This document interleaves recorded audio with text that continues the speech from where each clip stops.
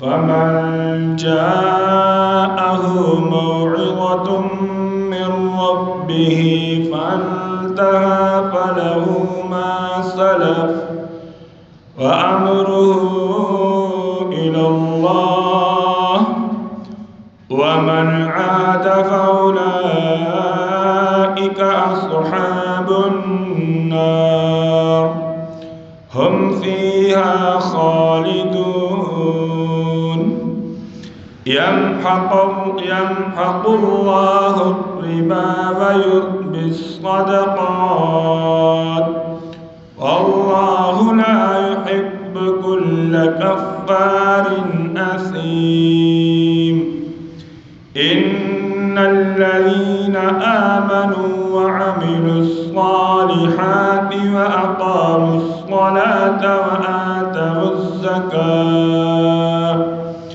وآتوا الزكاة لهم أجرهم عند ربهم ولا خوف عليهم ولا هم يحزنون. وقال النبي صلى الله عليه وسلم: ثم أتيت على قوم بطونهم كالبيوت فيها الحيات. وقال النبي صلى الله عليه وسلم: الربا وإن كثر فإن عاقبته تصير إلى قل.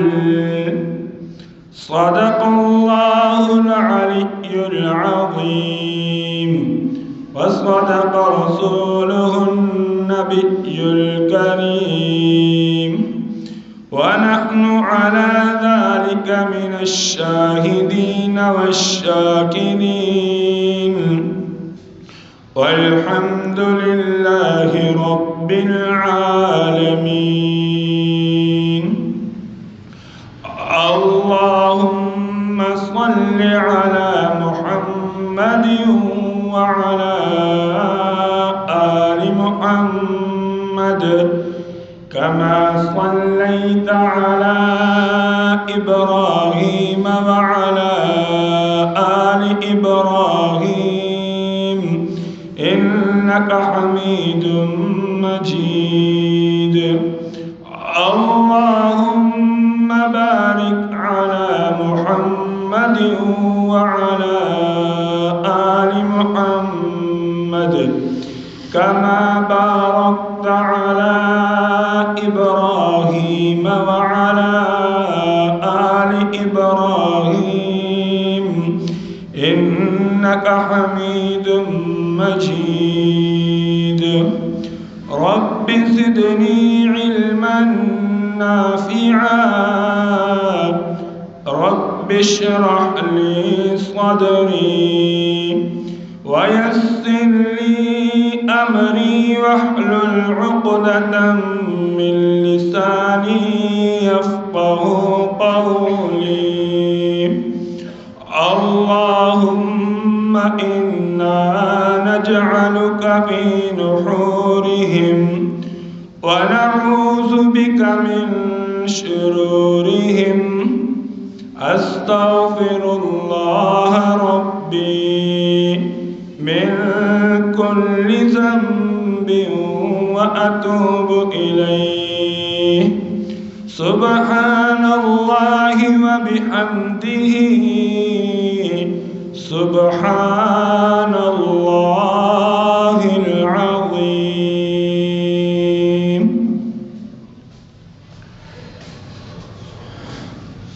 मेरे प्यारे भाइयों और दोस्तों और बुजुर्गों, अल्लाह तबारक व तआला से ये दुआ है, अल्लाह तबारक व तआला जो मैंने आपके सामने तिलावत की हैं उनका सही मफ़हूम बयान करने की तौफ़ीक़ अता फ़रमाए और सही समझाने की तौफ़ीक़ अता फ़रमाए और उसके बाद مجھے اور تمام مسلمانوں کو اس پر عمل کرنے کی توفیق عطا فرمائے۔ وعظ و نصیحت کے کرنے کا اور سننے کا مقصد ہی یہ ہوتا ہے کہ ہم کرنے والے بھی عمل کریں اور سننے والے بھی عمل کی کوشش کریں۔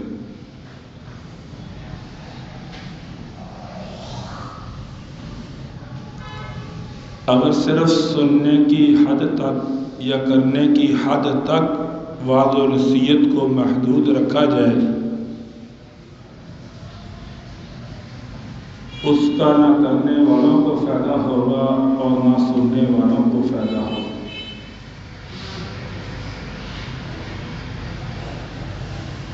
انسان موت سے پہلے اگر سمجھ جائے تو انسان کا فائدہ ہے۔ موت آنے سے پہلے ہر انسان کو اللہ سمجھانا چاہتے ہیں اور انسان سمجھ جائے، لیکن کچھ بدبخت ایسے ہوتے ہیں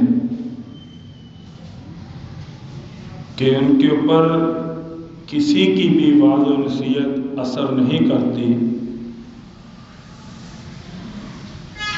اور وہ لوگ دین کا مذاق اڑاتے ہیں، لیکن جب موت آتی ہے پھر سمجھنے کی کوشش کرتے ہیں، پھر اللہ تبارک و تعالیٰ سمجھانا نہیں چاہتے۔ ہمارے پچھلے جمعے بات یہاں پر آ کر ختم ہوئی تھی کہ جو لوگ سود کا کاروبار کرتے ہیں، سود کے اوپر پیسے دیتے ہیں یا سود کے اوپر پیسے لیتے ہیں، کوئی بھی ہو، جس برادری سے بھی ہو، جس خاندان سے بھی ہو، جس عہدے پہ بھی ہو، غریب ہو، مالدار ہو، طاقتور ہو، کمزور ہو، جیسا بھی ہو، اگر وہ سودی کاروبار کرتا ہے، اللہ تبارک و تعالیٰ کے ہاں ایسے شخص کا کوئی مقام نہیں۔ اور جتنی نفرت اللہ کی ذات سود والے سے کرتے ہیں، اتنی نفرت اللہ کی ذات کسی سے بھی نہیں کرتی۔ سود کھانے والا شخص، سودی کاروبار کرنے والا شخص، اللہ تبارک و تعالیٰ کے ہاں وہ ملعون ہے۔ لعن اللہ آکل الربا، کہ اللہ کی لعنت ہوتی ہے جو انسان سود کے اندر مبتلا رہتا ہے اور سود کے اندر اپنے بزنس کو، اپنے کاروبار کو، اپنے تجارت کو بڑھانے کی کوشش کرتا ہے۔ اور آپ صلی اللہ علیہ وسلم کی حدیث ہے، الربا وان کثر، لوگ سمجھتے ہیں کہ سود بڑھتا ہے، سود سے زیادہ پیسہ حاصل ہوتا ہے، لیکن وقتی طور پر اگر لاکھ دے کر 1,10,000 یا 20,000 مل بھی جائے، کروڑ لگا کر اگر 1.25 کروڑ یا 1.5 کروڑ مل بھی جائے، فَإِنَّ عَاقِبَتَهُ تَسِيرُ إِلَىٰ كُلٍّ، فرمایا کہ جو اس کا انجام ہوگا، جو اینڈ ہوگا سود کا کاروبار کرنے والے شخص کا، وہ فقیری والا ہوگا، اس کی مال، اس کی دولت ختم ہو جائے گی، اور یہاں تک کہ سود کی نحوست کی وجہ سے جو اس کا اصل پیسہ ہے، اصل مال ہے، وہ بھی نہیں رہے گا۔ 4 دن کی شان و شوکت ہوگی، 4 دن کی واہ واہ ہوگی، لیکن پھر ہمیشہ کے لیے غربت ہوگی، اللہ سے دوری ہوگی اور اللہ کا عذاب ہوگا ایسے شخص کے لیے۔ میرے بھائیو، بے شمار گناہ ہیں انسان کی زندگی میں جن سے اللہ نے منع کیا ہے، لیکن سود سے اللہ نے منع کیا ہے، اور سود کا کاروبار کرنے والے سے اللہ نے نفرت کا اظہار کیا۔ ایک رائی کے دانے کے برابر بھی اللہ اور اس کے رسول کی طرف سے سودی آدمی کے لیے کوئی بھی جو ہے رحم نہیں ہے اور کوئی بھی نرمی نہیں۔ اللہ تعالیٰ نے اپنے نبی صلی اللہ علیہ وسلم کو اس امت کے کچھ حالات دکھائے بھی، اور ان حالات کو دکھانے کا مقصد صرف اور صرف یہ تھا کہ یہ لوگ سدھر جائیں، یہ لوگ توبہ کر لیں، یہ لوگ اس طرف نہ جائیں۔ آپ صلی اللہ علیہ وسلم فرماتے ہیں کہ میں ایک دفعہ اپنے گھر میں لیٹا ہوا تھا، میرے پاس اللہ کے 2 فرشتے آئے، انہوں نے مجھے بیدار کیا اور مجھے آسمانوں کی طرف لے گئے۔ ایک تو معراج کا واقعہ مشہور واقعہ ہے، لیکن اس کے بعد بھی آپ صلی اللہ علیہ وسلم کی جنت اور جہنم کی سیر حدیثوں سے ملتی ہے۔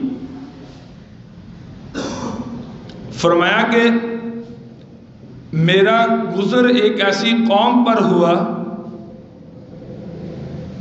کہ ثم اتیت علی قوم بطونہم کالبیوت فیہا الحیات، کہ میں ایک ایسی قوم کے پاس سے گزرا کہ ان کی جو پیڑ تھے وہ گھروں کی طرح تھے، جیسے بڑے بڑے کمرے ہوتے ہیں اس طرح ان کے پیڑ تھے، اور ان میں زندہ سانپ تھے، اور ان پیٹوں کے اندر سانپ کبھی باہر کو آ رہے تھے، کبھی اندر کو جا رہے تھے، اور وہ پیڑ جو تھے بہت بڑے بڑے پیڑ کمروں کی مانند تھے۔ آپ صلی اللہ علیہ وسلم نے پوچھا کہ یہ کون لوگ ہیں؟ تو اللہ کے فرشتوں نے جواب دیا، یا رسول اللہ صلی اللہ علیہ وسلم، یہ آپ کی امت کے وہ لوگ ہیں جو اللہ نے ان کو مال دیا تھا، یا آپ کی امت کے وہ لوگ ہیں جو سودی کاروبار کے اندر مبتلا رہے۔ سود انسان کو آباد نہیں کرتا، سود انسان کو اجاڑ تو دے گا، ہلاک تو کر دے گا، برباد تو کر دے گا، گھر کے اندر بے سکونی تو لے آئے گا، اولاد کے اندر نافرمانی کو پیدا کر دے گا، اولاد سے شرم و حیا کو ختم کر دے گا، عزت کو ختم کر دے گا، لیکن سود انسان کو ایک رائی کے دانے کے برابر بھی سکون نہیں دے سکتا۔ اسی طرح سے ایک اور واقعہ آتا ہے، آپ صلی اللہ علیہ وسلم کا معراج ہی کا واقعہ ہے کہ فرمایا کہ کچھ لوگ بڑے بڑے پتھر اٹھا کر اپنے منہ کے اندر ان پتھروں کو داخل کر رہے ہیں۔ میں نے پوچھا کہ اللہ کے فرشتوں یہ لوگ کون ہیں؟ فرمایا کہ یہ بھی آپ کی امت کے سود کھانے والے لوگ ہیں جنہوں نے دنیا میں سود کھایا ہوگا، اور یہ ان کو قیامت تک کا عذاب ہوگا کہ یہ وہاں عالم برزخ کے اندر جا کر یہ پتھر جو ہوں گے وہ اپنے منہوں سے کھائیں گے اور منہوں سے توڑیں گے۔ میرے بھائیوں، ان چیزوں سے بچنا انسان کی بس کی بات ہے۔ اللہ تعالیٰ نے ایک جگہ فرمایا یا ایھا الذین آمنوا لا تأکلوا الربا اضعافا مضاعفہ۔ آپ صلی اللہ علیہ وسلم نے جنگ احد جیت لی اور مال غنیمت آیا۔ ظاہری بات تھی اس وقت کچھ لوگ نئے نئے مسلمان بھی ہو رہے تھے اور دائیں بائیں سے لوگوں نے بھی خواہش ظاہر کی صحابہ سے معاملات کرنے کی۔ کچھ یہودیوں سے بھی اس وقت سامنا تھا، اور یہودیوں کا اور عیسائیوں کا، خاص کر یہودیوں کا یہ پسندیدہ بزنس ہے سودی کاروبار۔ تو اس وقت اللہ تعالیٰ نے یہ آیت اتاری یا ایھا الذین آمنوا، اے ایمان والو، ایمان لے آئے تم، کلمہ پڑھ لیا، حضور صلی اللہ علیہ وسلم کی زیارت کر لی، جنگ بدر میں اللہ نے تمہیں فتح نصیب دے دی، جنگ احد کے اندر وقتی طور پہ شکست کے بعد تمہیں فتح مل گئی، لیکن اب جب تمہارے معاملات ہوں گے تو فرمایا کہ سود نہ کھانا، اپنے آپ کو سود سے بچانا۔ لا تأکلوا الربا اضعافا مضاعفہ، یعنی تھوڑے دے کر زیادہ لینے، 1000 دے کر 1500 لینا، لاکھ دے کر 1,10,000 لینا۔ فرمایا کہ دگنے لینے سے اپنے آپ کو بچانا، واتقوا اللہ، اور اللہ سے ڈرتے رہنا، تمہیں دنیا میں کامیابی مل جائے گی۔ اور یہ بات بتائی کہ اگر تم چاہتے ہو تمہیں ایک اسلامی حکومت ملے مدینہ کے اندر، تم چاہتے ہو تمہیں اللہ کا قرب ملے، تمہیں چاہتے ہو کہ تمہیں پوری دنیا کے اندر بادشاہت ملے، فتوحات کا سلسلہ باقی رہے، لوگ تم سے ڈرتے رہیں اور یہود و نصارہ تمہارے قریب بھی نہ بھڑکے، تو فرمایا کہ اے ایمان والو، اپنے آپ کو سود سے بچا کر رکھنا۔ جتنی زیادہ تمہارے اندر ایمانی طاقت ہوگی، جتنا زیادہ تمہارے اندر ایمان کا غلبہ ہوگا، جتنی زیادہ اللہ کی محبت ہوگی، اللہ کی تابعداری ہوگی، فرمایا کہ اتنا زیادہ وہ لوگ تم سے ڈریں گے۔ اور اگر تم نے سود کھا لیا، سود کے اندر تم مبتلا ہو گئے، تو فرمایا کہ یاد رکھنا پھر یہ فتوحات کا سلسلہ ختم ہو جائے گا، اور جو ملی ہوئی فتوحات ہیں وہ بھی تمہاری ضائع ہو جائیں گی۔ میرے بھائیوں، علامہ بغوی رحمۃ اللہ علیہ نے ایک واقعہ لکھا، میں حیران رہ گیا، اور اس آدمی کی اللہ کی قسم بہادری ہے جو آدمی سود کے اندر مبتلا ہے،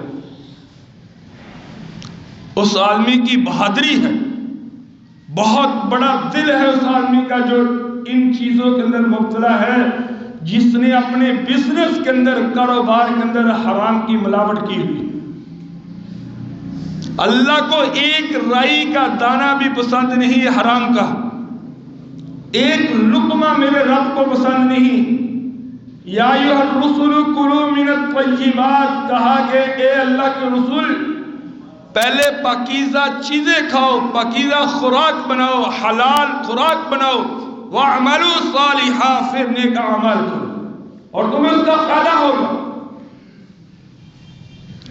بے شمار ایسے واقعات میرے دوستوں نظر آتے ہیں۔ ایک واقعہ ایک بہت بڑے عالم شیخ الحدیث نے اپنی کتاب کے اندر لکھا، کراچی کے عالم ہیں مولانا عبدالرؤوف صاحب، انہوں نے اپنی کتاب کے اندر لکھا، کچھ ساتھی جماعت کے یہ کسی گاؤں میں، سندھ کے کسی گاؤں میں گئے تو گشت کر رہے تھے، تو دیکھا کہ ایک مجمع لگا ہوا ہے، کچھ چیزیں اللہ دکھا دیتا ہے ہمیں تاکہ ہم ان سے بچنے کی کوشش کریں۔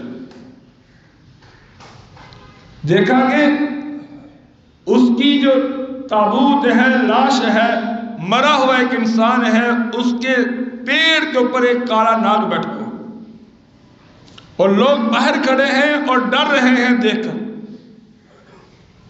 یہ لوگ گئے، انہوں نے جب دیکھا تو ذہن میں آیا کہ ضرور کوئی نہ کوئی اللہ کی طرف سے ان کے اوپر آزمائش ہے، کوئی عذاب ہے۔ کہتے ہیں کہ انہوں نے ایک طرف بیٹھ کر توبہ استغفار، اس کو اِصالِ ثواب شروع کر دیا۔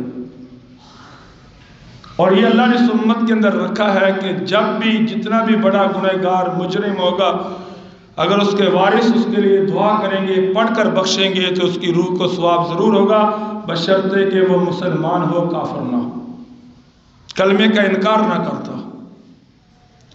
اللہ نے تھوڑی دیر کے بعد وہ سانپ وہاں سے غائب ہو گیا۔ جلدی جلدی غسل کفن وغیرہ دیا اور جا کر جنازہ پڑھا اور قبر میں لے گئے۔ جب قبر کے اندر اتارنے لگے، اتار کر نیچے رکھ دیا، وہ سانپ پھر اس کو پورے جسم کو اس نے لپیٹ لیا۔ تفتیش تحقیق کے بعد پتہ چلا کہ یہ وہ شخص تھا جو سود کے اندر مبتلا تھا اور سودی کاروبار کرتا تھا۔ یہ تو ایک ایسا واقعہ ہے کہ جو سچا بھی ہو سکتا ہے اور جھوٹا بھی ہو سکتا ہے، لیکن قرآن و حدیث کے واقعات 100% سچے ہوتے ہیں۔ کوئی آدمی اپنی کارگزاری سنائے، اس کی طرف دونوں آپشن ہیں، لیکن جو اللہ قرآن و حدیث میں بیان کرے وہ 100% صحیح ہوتا ہے۔ علامہ بغوی رحمۃ اللہ نے ایک واقعہ لکھا، میں حیران رہ گا اس واقعے کو پڑھ کر۔ اللہ تعالیٰ قرآن پاک کے اندر فرماتے ہیں کہ صبح اور شام کو جو فرعون اور اس کا لشکر ہے ان کو جہنم کی آگ کے اوپر پیش کیا جاتا ہے، اور ان کو عذاب دیا جاتا ہے جہنم کی آگ کے اندر۔ جب وہ ان کو پیش کیا جاتا ہے، ان کو ایک راستے سے آگ کے لیے لایا جاتا ہے، تو حضرت عائشہ رضی اللہ تعالیٰ عنہا اس حدیث کی راوی ہیں، وہ کہتی ہیں کہ جب وہ لشکر آ رہا تھا، راستے میں کچھ لوگ ایسے تھے ان کے پیڑ بہت بڑے بڑے پیڑ تھے اور بہت بڑا لشکر۔ جب وہ وہاں سے گزرنے لگے تو انہوں نے راستے سے بچنے کی کوشش کی۔ جیسے ہم بیٹھے ہیں، کوئی گاڑی یا کوئی موٹر سائیکل آئے تو ہم کوشش کریں گے اٹھ کر تاکہ پیچھے ہٹ جائے، وہ ہمیں روند نہ ڈالے۔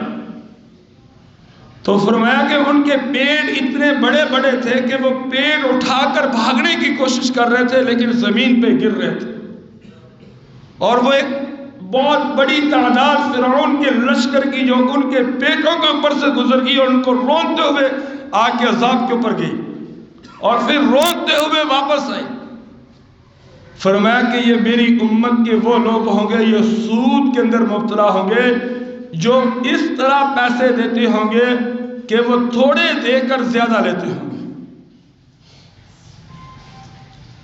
کوئی قرض لینے آیا، کہا کہ بھائی 50,000 روپے لے جاؤ، لیکن 2 مہینے کے بعد 3 مہینے کے بعد میں تجھ سے 60,000 لوں گا۔ اس کو سود کہتے ہیں۔ 1000 دے کر 1500 کی نیت رکھنا، اس کو سود کہتے ہیں۔ 1000 دے کر 2000 کا مطالبہ کرنا، اس کو سود کہتے ہیں۔ 1 کروڑ روپے کسی جگہ پہ رکھ کر اور پھر مہینے کے بعد اس کی آمدن لینا 20 25 ہزار روپے بغیر کسی خرچ کرنے کے، یہ سود کے اندر مبتلا ہے۔ ہمارے ہاں مجھے تو پتہ نہیں ہے کون کیا کرتا ہے، لیکن معاشرے کے اندر ایک ایسی چیزیں سامنے آتی ہیں۔ کوئی آدمی کسی کو کہتا ہے مجھے 5 لاکھ روپے دے دو، 20 لاکھ روپے دے دو، میں تمہیں 1 لاکھ روپے کے بدلے مہینے کا 2000 روپیہ دیتا رہوں گا۔ اب جو لوگ کاروبار نہیں کرتے وہ دے دیتے ہیں، چلو مہینے بعد ہمیں کچھ 10-15 ہزار روپے ملتا رہے گا۔ میرے بھائیو، یہ 15 ہزار تمہیں بھی اجاڑ دے گا اور دینے والے کو بھی اجاڑ دے گا، کسی کو آباد نہیں کرے گا، یہ تباہی لے جائے گا۔ صرف چند دنوں کی ٹی ٹاپ ہوتی ہے، اس کے بعد تباہ و بربادی ہوتی ہے۔ اس سے بہتر ہے کہ اس پیسے کو اپنی کسی سیف جگہ پہ رکھ دو۔ بلکہ ایسے سے واقعات بھی سامنے آتے ہیں کہ انسان زیادہ کی چکروں کے اندر وہ اپنی اصل رقم سے بھی ہاتھ دھو بیٹھتا ہے۔ جب خرید و فروخت دین کے مطابق نہیں ہوگی میرے دوستوں، فائدہ نہیں ہوگا، جو مرضی ہو جائے، اس کا اینڈ، اس کا انجام برا ہوگا اور گھاٹا ہی گھاٹا ہوگا، اس کے علاوہ کچھ نہیں ہوگا۔ اور لالچی لوگ، طمعی لوگ، جن کے اندر آگے بڑھنے کے ہوتا ہے، بھلے تھوڑے پیسے جڑے، بھلے جائز طریقہ ہو نجائز ہو، صرف پیسہ آنا ہو، وہ لوگ پھنس جاتے ہیں۔ بلکہ ایک واقعہ ہے اس کے اندر، یہاں ہی ہمارے علاقے کا راوی کا، ایک آدمی کے پاس ہے، کہنے لگے یہ ہم نے مونجی دینی، مونجی ہمارے 50 ایکڑ ہے مونجی کے۔ اس کو گاڑی میں بٹھایا، نور شاہ کے علاقے میں لے گئے، کہنے لگے یہ ساری مونجی جو ہماری ہے، 10 لاکھ روپے بیانہ لے لیا، باچ تو کون تھے میں کون۔ دینے والے نے بھی 200-300 روپے کے پیچھے لالچ کر کے اس کو پیسے دے دیے، چلو مجھے اتنی سستی مل جائے گی، اس کو پیسے چاہیے، جو مجھے مل جائے گی۔ انسان ہمیشہ اس وقت پھنستا ہے جب لالچ آتا ہے، تھوڑے کا یا زیادہ کا۔ کئی ایسے واقعات سننے کو آئے کہ انڈر گراؤنڈ اللہ آدمی کہتا ہے میں نے پلاٹ بیچنا ہے، 15 لاکھ کا پلاٹ ہے، میں تو یہ 12 لاکھ کا دے دوں گا اور کسی کو پتہ نہ چلے، مجھے بیانہ دے دو۔ وہ بھی کہتا ہے چلو مجھے 3-4 لاکھ روپے بچ رہا ہے، اور پھر جب وہ انڈر گراؤنڈ دے دیتا ہے 2-3 لاکھ روپے، پھر وہ کہتا ہے مجھے انتقال دے، دوسرے پیسے لے، وہ ہاتھ ہی نہیں آتا، پھر وہی پڑے وہی پچھتا۔ اگر اس کو پہلے ہاتھ میں کہہ دیا جائے کہ بھائی گواہ ہوں گے اور ایک اسٹامپ ہوگا یا پیسے نقد و نقدی ہوں گے تو نام لگا، جو بھی صحیح طریقہ، شرعی طریقہ ہے، ان چیزوں کا اگر کرو گے ایک رائی کے دانے کے برابر نقصان نہیں ہوگا۔ تو اب اللہ تبارک و تعالیٰ قرآن پاک کے اندر فرماتے ہیں الذین یأکلون الربا لا یقومون الا، یہ ایک رکوع ہے پورا۔ ہمارے پاس تقریباً 12-13 منٹ ہیں اور اس 12-13 منٹ کے اندر اس رکوع کی تشریح کریں گے، اور میں کہتا ہوں کہ پہلی دفعہ میں اس رکوع کے اوپر بیان کرنے لگا، جب سے بیان کروں۔ فرمایا کہ وہ لوگ جو سود کھاتے ہیں، اور ماشاءاللہ سارے سیانے لوگ ہیں، سود کہتے ہیں کسے؟ تو فرمایا کہ جب لا یقومون، جب وہ اپنی قبروں سے کھڑے ہوں گے تو ان کی حالت ایسے ہوگی الا کما یقوم الذی یتخبطہ الشیطان من المس، جیسے ان کو جن چمڑے ہوئے۔ دنیا کے اندر جن کو جن لگ جاتے ہیں ان کی زندگی برباد ہو جاتی ہے، اور ہم نے دیکھی ہیں یہ چیزیں۔ جن لوگوں کے اوپر جنوں کا حملہ ہوتا ہے وہ بیچارے نہ جیتے ہیں نہ مرتے ہیں، وہ جن ان کے گلے گھوٹتے ہیں، ان کو سانس کی بیماری، اور پھر ان کے آنکھیں بند، ان کے دماغ کے اوپر پریشانی، بیماریاں اس طرح کا مست کر دیتے ہیں کہ وہ دنیا میں ہوتا ہے لیکن اس کو دنیا کا کچھ پتہ نہیں ہوتا۔ یہی حالت جو لوگ قبروں سے اٹھیں گے سودی کاروبار کرنے والے، فرمایا کہ ان کو چاروں طرف سے جنوں نے گھیرا ہوا ہوگا اور مست ہوں گے، ان کو کسی چیز کا کچھ پتہ نہیں ہوگا۔ جب اللہ تعالیٰ نے یہ آیت اتاری تو کافروں نے یہ کہا کہ سود کے اندر تو منافع ہے، جیسے بیع کے اندر منافع ہے ایسے ہی سود کے اندر منافع ہے، جب بیع جائز ہے تو سود بھی جائز ہونی چاہیے۔ یہ انہوں نے کہا ذالک بانہم قالوا انما البیع مثل الربا، کہا کہ سود اور بیع کے اندر کوئی فرق نہیں، بیع تو سود کی طرح ہے۔ آگے اللہ نے بڑے پیارے انداز سے ہمیں سمجھایا اور بڑے حاکمانہ انداز سے بھی ہمیں سمجھایا۔ دیکھو، ایک باپ اپنے بیٹے کو کہتا ہے کہ بیٹا تو یہ کام کر لے تو یہ فائدہ ملے گا، بیٹا یہ کام کر لے تو یہ فائدہ ملے گا، یا اپنے بھائی کو کوئی کہتا ہے یا کوئی بھی مشورہ دیتے ہیں، کہتے ہیں یہ کام کر لو تو یہ فائدہ ملے گا۔ کچھ حکم ایسے ہوتے ہیں، مثال کے طور پر والدین کے اپنے اولاد کو تم نے سکول جانا ہے، اب وہ کہیں گا یہ ہمارا موڈ نہیں، تو باپ یہ نہیں کہتا کہ تم نے جانا یہ ہوگا، بلکہ مجھے گھر میں نظر نہ آئے سکول پہنچ۔ اللہ تعالیٰ نے زنا کے بارے میں فرمایا وَلَا تَقْرَبُوا الزِّنَا إِنَّهُ كَانَ فَاحِشًا، کہ زنا کے قریب نہ جاؤ، یہ برا گناہ ہے۔ لیکن جب انہوں نے کہا کہ سود اور بیع کے اندر فرق کیا ہے، اللہ نے فرمایا میں حاکم ہوں، میں خدا ہوں، میں تمہارا خالق ہوں۔ احل اللہ البیع وحرم الربا، کہ بیع حلال ہے اور ربا حرام ہے۔ بیع پاک ہے، ربا نجس ہے۔ بیع کے اندر خوبصورتی ہے، ربا کے اندر بدصورتی ہے۔ بیع کے اندر گھروں کی آبادی ہے، ربا کے اندر گھروں کی بربادی ہے۔ بیع کے اندر دنیا کی کامیابی ہے، آخرت کی کامیابی ہے۔ سود کے اندر دنیا اور آخرت کی ناکامی ہے۔ بیع کے اندر اللہ کا قرب ہے، نبی کی سنت ہے، اور سود کے اندر شیطان ملے گا، اللہ نہیں ملے گا، اور شیطان کا قرب ملے گا، جہنم کا قرب ملے گا، لیکن اللہ سے دوری ہوگی۔ یہ اللہ نے حکم کر دیا کہ بیع حلال اور ربا حرام۔ آگے بڑی پیاری بات کہی، فَمَنْ جَاءَهُ مَوْعِظَةٌ مِّن رَبِّهِ فَانْتَهَى فَلَهُ مَا سَلَفَ۔ سبحان، فرمایا کہ جب تمہیں نصیحت پہنچ جائے، جب تمہیں پتہ چل جائے کہ یہ کاروبار ٹھیک نہیں، تم معافی مانگ لو، میں خدا تمہیں معاف کر دوں۔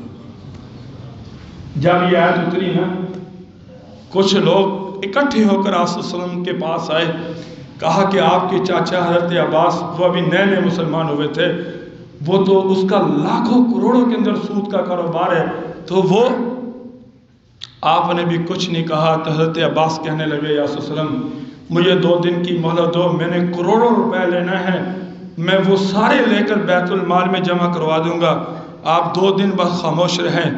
آپ نے فوراً کھڑے ہو کر کہا کہ اے لوگوں سنو، آج کے بعد سود کے جو پیسے ہیں وہ ختم، اصل پیسے باقی رہیں گے، اور جو میرے چاچا نے جو سود کے پیسے لینے ہیں، جن سے لینے ہیں، میں ان سب کو سود کے پیسے معاف کرتا ہوں۔ سب سے پہلے حضور صلی اللہ علیہ وسلم نے اپنے خاندان کی قربانی دی، سب سے پہلے حضور صلی اللہ علیہ وسلم نے حضرت عباس رضی اللہ عنہ کا جو کروڑوں کا سود تھا اس کو معاف کیا۔ اور یہ واقعہ تفسیروں کی کتابوں کے اندر، ہر مسلک کی تفسیر کی کتابوں کے اندر یہ موجود ہے۔ پھر اس کے بعد فرمایا کہ اگر تم توبہ کر لو تو خدا تمہیں معاف کر دے گا۔ وَأَمْرُهُ إِلَى اللَّهِ، تمہارا حکم اللہ کی طرف ہوگا، اللہ تعالیٰ تمہیں معاف کر دے گا۔ وَمَنْ عَادَ، اگر تم نے دوبارہ چلاکیاں کی، دوبارہ ہوشیاریاں کی، اور تم نے یعنی پھر دوبارہ یہ بزنس کاروبار شروع کر لیا، فَأُولَئِكَ أَصْحَابُ النَّارِ، تو یاد رکھنا تم پھر آگ کے دوست ہوں گے، رحمان کے دوست نہیں ہوں گے۔ تم پھر آگ کے دوست ہوں گے، اللہ کے نبی کے دوست نہیں ہوں گے۔ تم پھر آگ کے دوست ہوں گے، تم اہل بیت کے عاشق نہیں ہوں گے۔ تم پھر آگ کے دوست ہوں گے، تم پھر رسول اللہ صلی اللہ علیہ وسلم کے صحابہ سے محبت کرنے والے نہیں ہوں گے۔ تم پھر آگ کے دوست ہوں گے، تم اللہ کے ولیوں سے تعلق رکھنے والے نہیں ہوں گے۔ تم پھر آگ کے دوست ہوں گے، تمہارا تعلق علماء، تابعین، تبع تابعین اور محدثین، مفسرین، شیخ ان سے نہیں ہوگا۔ فَأُولَئِكَ أَصْحَابُ النَّارِ، اصحاب کا معنی دوست، آگ، نار کا معنی آگ، تم آگ والے ہوں گے۔ ہم فیہا خالدون، اللہ معاف کرے، اللہ معاف کرے، اور فرمایا کہ تم پھر اس میں ہمیشہ ہمیشہ رہو گے، تمہیں کوئی نکال نہیں سکے گا۔ یہ جو پیسے ہیں یہ تو مرنے کے فوراً بعد اس کے دوسرے وارث پیدا ہو جاتے ہیں، اور پھر ان پیسوں کے اوپر بعد والے لوگ لڑتے ہیں اور ہزاروں کروڑوں روپے انسان یہاں چھوڑ کر چلا جاتا ہے، خالی ہاتھ جاتا ہے، کفن نصیب ہوتا ہے، چند دعائیں جو اولاد کو سکھائی ہوتی ہیں، جو دوست اچھے ملتے ہیں وہ نصیب ہوتے ہیں، باقی پراپرٹی، بینک بیلنس سب کچھ انسان کا یہاں پڑا رہتا ہے، اور وہ یاشیاں، وہ کھانے پینے والے پچھلے لوگ ہوتے ہیں، انسان اپنے ساتھ کچھ بھی نہیں لے جاتا۔ جب انسان کے ہاتھ میں جانا کچھ بھی نہیں، تو فرمایا کہ پھر کیوں تم ایسے غلط کام کرتے ہو کسی کے پیچھے؟ کیوں پھر اس دولت کو غلط طریقے سے حاصل کرتے ہو؟ جو ملنی ہے وہ ملے گی، جو نہیں ملنی وہ کبھی نہیں ملے گی۔ اس دولت کا انسان جتنا مرضی بڑا جو ہے لالچی بن جائے، مقدروں کی ملے گی انسان کو۔ بڑے بڑے طاقتور لوگ، کام اور محنت اور مشقت کرنے والے لوگ بڑی مشکل سے شام کو 1000 روپے کماتے ہیں، اور کچھ لوگ ایسے ہیں جو صبح سوتے ہیں 11 بجے اٹھتے ہیں اور ہزاروں روپے ان کے اکاؤنٹ میں جمع ہو جاتے ہیں۔ یہ اللہ نے ترتیبیں بنائی ہوئی ہیں جو انسان بدل نہیں سکتا۔ آگے فرمایا یمحق اللہ الربا ویربی الصدقات۔ اے لوگوں یاد رکھنا، ربا تمہاری مال کو ختم کر دے گا، ربا تمہارے گھر کو اجاڑ دے گا، ربا تمہاری اصل آمدن کو ختم کر دے گا، اور وہ یربی الصدقات، اور صدقہ تمہیں آباد کر دے گا۔ صدقہ کبھی تمہارا مال ختم نہیں ہونے دے گا۔ اور بلکہ ایک حدیث میں آتا ہے کہ آپ صلی اللہ علیہ وسلم نے فرمایا جس شخص نے ایک کھجور اللہ کے راستے میں دی، ایک کھجور اللہ کے راستے میں دی، فرمایا کہ اللہ اس کو اپنے ہاتھ میں پکڑ لیتے ہیں، اور پھر اللہ اس کو بڑھاتے جاتے ہیں، بڑھاتے جاتے ہیں۔ وہ ایک کھجور جو اللہ کے راستے میں اخلاص سے دی ہوتی ہے، فرمایا کہ وہ پہاڑ کے برابر ہو جاتی۔ اور آپ صلی اللہ علیہ وسلم نے قسم اٹھا کر کہا کہ میں نبی، میں اللہ کا نبی، اللہ کا محبوب، قسم اٹھا کر کہتا ہوں کہ جو اللہ کے راستے میں پیسے دیں گے اس کے کبھی زندگی میں پیسے ختم نہیں ہوں گے۔ اور فرمایا کہ میں قسم اٹھا کر کہتا ہوں جو لوگوں کو معاف کرتے ہوں گے، اگرچہ لوگوں نے ان کے اوپر ظلم کیا ہوگا، فرمایا کہ اللہ ان کی عزت میں زیادتی کرے گا، کبھی کمی نہیں کرے گا۔ دیکھ لو، جن لوگوں کے اندر معافی والا مادہ ہے وہ معاف کر دیتے ہیں، لوگ ان کو سلام کرتے ہیں، ان کا پتہ چلتا ہے ان کے اخلاق کا مرنے کے بعد، جب ان کے جنازوں میں کثیر تعداد میں لوگ جمع ہوتے ہیں۔ اور میں نے دیکھے ہیں ایسے جنازے کہ ان کے کوئی عہدے نہیں تھے، ان کے پاس کوئی اتنا بڑا نہیں تھا۔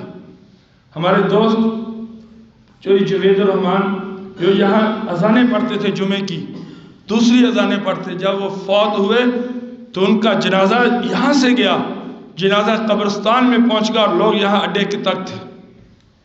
میں نے دیکھا بھائی شکیل صاحب جن کی ایک چھوٹی سی دکان تھی لیکن اخلاق تھا، ان کا جنازہ بڑی بڑی دور سے لوگ آئے ہوئے تھے۔ میں نے دیکھا شفیق گجر کا جنازہ کہ ان کے اپنے اتنے لوگ نہیں تھے جتنے اس علاقے کے لوگ اس کے جنازے پہ اکٹھے ہوئے تھے۔ وجہ کیا؟ اس کا ایک اخلاق تھا، آنے والے دوستوں سے پیار اور محبت سے ملتا تھا، جس کی وجہ سے لوگوں نے رو رو کر ان کے جنازے پڑھے، اور آج بھی وہ ہمارے دلوں میں بستے، اللہ کی قسم۔ اور بد اخلاق انسان کو، بد مزاج انسان کو کوئی یاد نہیں کرتا۔ یہ اللہ کے نبی نے قسم اٹھا کر کہا کہ جو انسانوں کو معاف کرے گا اللہ اس کی عزت میں اضافہ کرے گا، کمی نہیں کرے گا کبھی۔ آگے فرمایا واللہ لا يحب كل کفار نسیم۔ یاد رکھنا ہے لوگوں، اللہ کبھی کافر سے، گناہ گار سے محبت نہیں کرتا۔ آگے نیک لوگوں کا ذکر کیا، وہ لوگ جو ایمان لائے، نیک اعمال کیے، نمازوں کو قائم کیا، زکات دی، ان کے لیے اجر ہوگا ان کے رب کے پاس۔ ولا خوف علیہم ولا هم يحزنون۔ جب قبروں سے اٹھیں گے ان کے اوپر کوئی خوف نہیں ہوگا، بڑے اطمینان سے وہ میدان محشر میں جمع ہوں۔ ایک آیت بہت سخت آیت ہے، بہت سخت۔ اللہ نے زنا کے بارے میں نہیں کہا، اللہ نے شراب پینے والے کے بارے میں نہیں کہا، اللہ نے چور کے بارے میں نہیں کہا، اللہ تعالیٰ نے ڈکیت کے بارے میں یہ نہیں کہا۔ بہت بڑے گناہ ہیں، میں یہ نہیں کہہ رہا کہ یہ گناہ چھوٹے، بہت بڑے جرم ہیں۔ جھوٹ بولنا، غیبت کرنا بہت بڑے جرم ہیں، لیکن فرمایا یا ایھا الذین آمنوا اتقوا اللہ وذروا ما بقی من الربا ان کنتم مؤمنین، اے ایمان والو ربا کو چھوڑ دو، اے ایمان والو سود کو چھوڑ دو، اے ایمان والو تھوڑے پیسے دے کر زیادہ لینے چھوڑ دو۔ فَإِن لَّمْ تَفْعَلُوا، اگر تم باز نہ آئے، فَأْذَنُوا بِحَرْبٍ مِّنَ اللَّهِ، تو تیار ہو جو اللہ اور اس کے رسول سے لڑنے کے لیے۔ یہ قرآن پاک کی آیت ہے میرے دوستو، تیسرا پارہ سورۃ البقرہ، اور یہ تقریباً آیت نمبر 200 تقریباً 88 آیت نمبر ہے، اور اس کے بعد 79 شروع ہو رہی ہے کہ اگر تم سود سے باز نہیں آتے تو اللہ اور اس کے رسول سے لڑنے کے لیے تیار ہو۔ حضرت عباس رضی اللہ عنہ کہتے ہیں میدان محشر سجا ہوا ہوگا، اللہ تعالیٰ کی جلال آئے گا، اللہ کا امر آئے گا، اللہ آئیں گے اور سودی کاروبار والے کو اللہ کہیں گے لا اپنا صلاح اور میرے ساتھ لڑائی کے لیے تیار ہو جا، لیکن اس وقت وہ اپنے لیے بربادی اور ہلاکت کو پکارے گا، کوئی چیز اس کے کام میں، کوئی چیز اس کو نہیں بچا سکے۔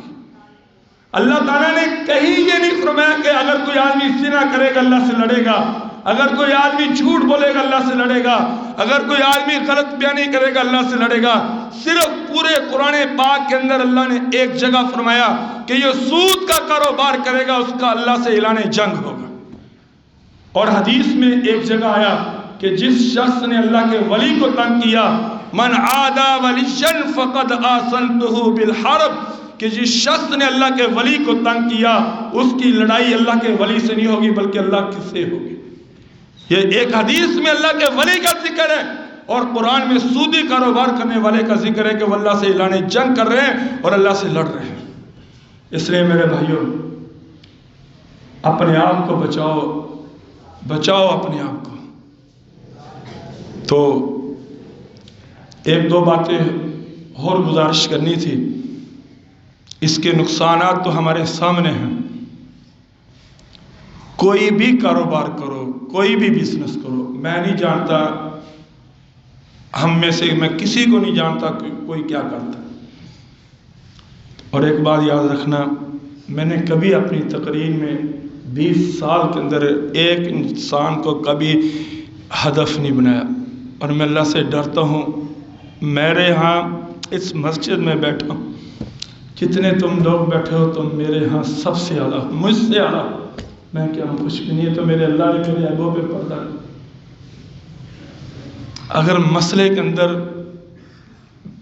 اگر میرے سمجھانے کے انداز میں کمی آ جائے تو خدا کے لیے مجھے معاف کر دیا کرو، میں ایڈوانس تم سے معافی مانگتا ہوں۔ اور میں نے آج تک کبھی کسی کی چھان بین نہیں کی۔ اگر کوئی بندہ دوست میرے ساتھ شیئر کرے کسی کے عیب تو میں توبہ کرتا ہوں، میں کہتا ہوں بھائی نہیں، میرے سے بس اتنا ہی پتہ ہوتا ہے جتنا کہ میرا کسی سے معاملات۔ ہر آدمی کو اپنی نجی زندگی کا پتہ ہے، وہ کیا کرتا ہے کیا نہیں کرتا، لیکن اگر نجی زندگی کے اندر سود کا کاروبار ہے تو دوستو توبہ کر لو۔ اگر کسی انسان کو اس لیے پیسے دیتے ہیں کہ زیادہ دے، وہ قرض اس لیے دیتے ہیں، جو ہو گیا اللہ سے معافی مانگو اور دوبارہ توبہ کرو، اور اگر دو تو اللہ کی رضا کے لیے دو، اور اس کا بہت زیادہ فائدہ ہے۔ جتنے دن تک قرضہ تمہارا اس کے پاس رہے گا اتنے دن تک تمہارے نامہ اعمال میں ثواب جمع ہوتا رہے گا۔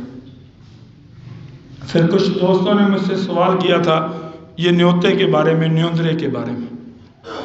سرداری بات ہے، معاملات ہوتے ہیں، ہر انسان نے شادی کرنی، دوستوں نے آنا جانا ہے، کہنے لگے کہ صاحب پھر تو ہم تو کرتے، اب کیا کریں۔ کچھ دوستوں نے پھر مجھے کہا یہ ہمارا دینے کے وقت ارادہ نہیں ہوتا واپس لینے کا، وہ بالکل جائز ہے۔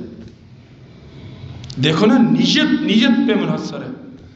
اگر نیت یہ ہے کہ میں 1000 دے رہا ہوں، اگلا 2000 دے کر جائے تو یہ سود کے اندر ہے۔ اگر نیت یہ ہے کہ یار اس نے بیٹے کی شادی کی، بیٹی کی شادی کی ہے، خرچہ بہت ہوا ہے، چلو اس کے ساتھ ہیلپ ہو جائے، مدد ہو جائے، تحفہ ہو جائے، عطیہ ہو جائے، تو یہ ثواب ہے، یہ سود کے اندر شامل نہیں۔ اور اگر ہم کسی کی دوست کی شادی پہ جائیں، کوئی بندہ ماڑا ہو، کمزور ہو، تو ہمیں اس کی ہیلپ کرنی چاہیے۔ لیکن اس نیت سے کرنی چاہیے کہ میرا بھی تھوڑا سا شادی کرنا عبادت ہے، چلو میں بھی اس کے اندر حصہ ڈال دیتا ہوں، یا اپنی غریب آدمی اپنی بیٹی کا فرض ادا کر رہا ہے، چلو میری طرف سے بھی تھوڑا سا حصہ ہو جائے گا۔ ان کے لیے یہ بالکل بھی حرام نہیں، یاد رکھنا۔ میری مراد وہ لوگ ہیں جو تھوڑے دے جائیں تو بعد میں پھر اپنا کوئی بندہ بھیج کر اس سے کہتے ہیں میں تو اتنے دے کر گیا تھا، تو نے مجھے اتنے دیے نہیں۔ اس طرح کے جو لوگ کام کرتے ہیں یہ وہ لوگ مراد ہوتے ہیں۔ میں ہر انسان کو نہیں کہہ رہا، بلکہ مجھے 70% نمازی دوست ایسے ملے کہ کار صاحب ہم تو دے کر جاتے ہیں، ہمارے ذہن میں بھی نہیں ہوتا کہ ہمیں زیادہ ملے، تو میں کہا پھر تم بالکل بھی اس کے اندر شامل نہیں ہو۔ دو لیکن نیت نہ کرو کہ مجھے زیادہ ملے۔ جب معاملات چل پڑتے ہیں، کوئی بھی انسان ہر وقت دوسرے کے کام آئے گا، جب ہم کسی کے کام آئیں گے تو ہمارے بھی لوگ کام آئیں گے۔ پھر اسی طرح سے پچھلے جمعے ایک مسئلہ ہوا تھا جو میں نے بات کی تھی کہ بے اولاد والوں کے لیے